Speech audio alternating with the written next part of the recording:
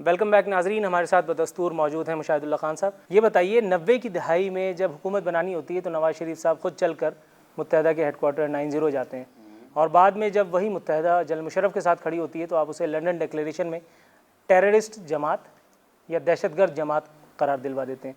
इस बात की क्या गारंटी है कि अगली बार इलेक्शन में आप फिर उन दहशतगर्दों से हाथ नहीं मिलाएंगे, जैसा कि आपने माजी में भी किया? हम बिल्कुल 90 पर गए थे, ये आधी बात है। उससे पहले वो मॉडल टाउन में आए थे, अल्ताफ हुसैन पता है। नवाज शरीफ ने प्रोटेक्ट किया एमक्यूएम को।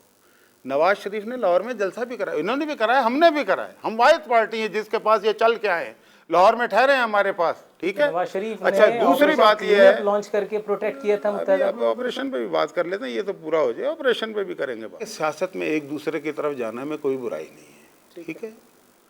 जहाँ तक टेररिस्ट, हमने 12 मई की ज़रूर बात करते हैं और अब भी करते हैं, और 12 मई का हम जिम्मेदार समझे, मैंने अपनी आंखों से देखा है, ठीक है। परवेज़ मुशर्रफ ने इनके ज़रिए से वो सारा कुछ कराया था चीफ जस्टिस के ख़िलाफ़। ऑपरेशन की आप बात करते हैं, ठीक है, कि जी 1992 में ऑपरेशन हुआ। ये बड़ी अजीब व गरीब बात है कि जी हमारे 15,000 लोग मार दिए। 15,000 लोग, यार ये कोई जंग हो गई थी वहाँ पे, 15,000 लोग तो जंगों में नहीं मरते। 1992 का जो ऑपरेशन हुआ था, इसमें एक दफ़ा नहीं 2 से 3 मरतबा अल्ताफ हुसैन ऑन रिकॉर्ड हैं कि इस ऑपरेशन से नवाज शरीफ का कोई ताल्लुक़ नहीं है। जब एमक्यूएम की पीपल्स पार्टी से लड़ाई होती है तो उन्हें कहते हैं इन्होंने हमारे 15,000 मार दिए। जब हमारा कोई बयान उनके खिलाफ आ जाता है तो वो हमें कहते हैं 15,000 मार दिए। 15,000 बोल तो है ही नहीं। मेरा ये चैलेंज है कि 15,000 के नाम छापें। अब 15,000 मरें तो 15,000 FIR भी होंगी, उनके नंबर भी छाप दें।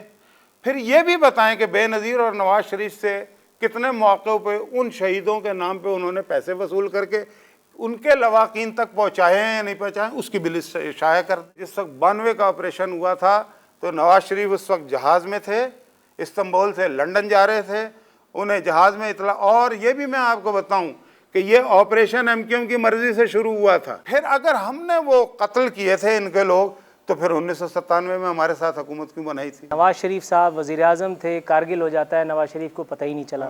नवाज शरीफ साहब वज़ीर आज़म थे, बकौल आपके कि जहाज़ में उन्हें बताया गया कि जी ऑपरेशन क्लीन अप लॉन्च कर दिया गया। इतना बेखबरा वज़ीर आज़म पाकिस्तान की मुमलिकत के लिए ख़तरा नहीं था? मैंने ये कहा कि वो ऑपरेशन हुआ था, वो एमक्यूएम की मर्ज़ी से हुआ था। अब ये बात आप लोगों को बताएं ना, वो एमक्यूएम की मर्ज़ी उसमें शामिल थी। एमक्यूएम की रज़ा शामिल है, मान लेते हैं। वो ऑपरेशन फिर इनके खिलाफ शुरू हो गया, उसका नवाज शरीफ को इल्म नहीं था और ये एजेंसियां करती। एक कारगिल का ऑपरेशन तो कोर कमांडरों को नहीं पता था, एयरफोर्स चीफ को नहीं पता था, नेवी चीफ को नहीं पता था, तो प्राइम मिनिस्टर को कहाँ से पता होता?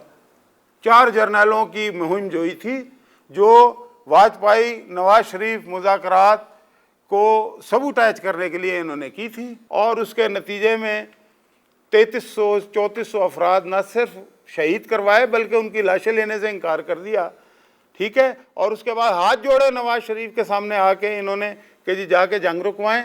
जब वो जंग रुकवा के आए तो परवेज़ मुशर्रफ ने चकलाला एयरबेस पे खुशी में डांस किया, और उसके तीसरे दिन से कहा कि जी नवाज शरीफ तो कारगिल का गद्दार है, हम तो श्रीनगर पहुंच गए थे। तो ये तो बातें सारी तारीख में आ गई है, इसमें बेखबरी की बात नहीं होती। ये जो CIA है ना, ये बहुत सारे ऐसे काम करती हैं जो अमेरिकन प्रेसिडेंट को भी नहीं पता होते। आपकी जमात के अखलाकी इन्हतात का ये आलम है कि आपके अपोजिशन लीडर चौधरी निसार साहब अल्ताफ हुसैन साहब की पर्सनल लाइफ को डिस्कस करते हैं पार्लियामेंट हाउस के बाहर, और उसके बाद जब वहाँ से मुँह तोड़ जवाब दिया जाता है तो आप लोग रोने पीटने लगते हैं।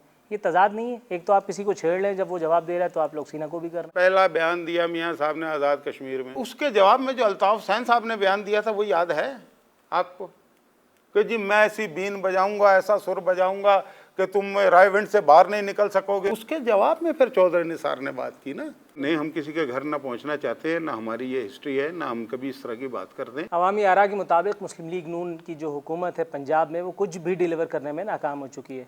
उल्टा आप गैस और बिजली की लोड शेडिंग और महंगाई जैसे उमूर को विफाक के खाते में डाल के बरी ज़िम्मा हो जाते हैं। सब कुछ अगर विफाक की ही जिम्मेदारी है तो फिर आप लोग किस मर्ज़ की दवा है? आप क्या करने बैठे हैं? गैस की डिस्ट्रीब्यूशन किसके पास है?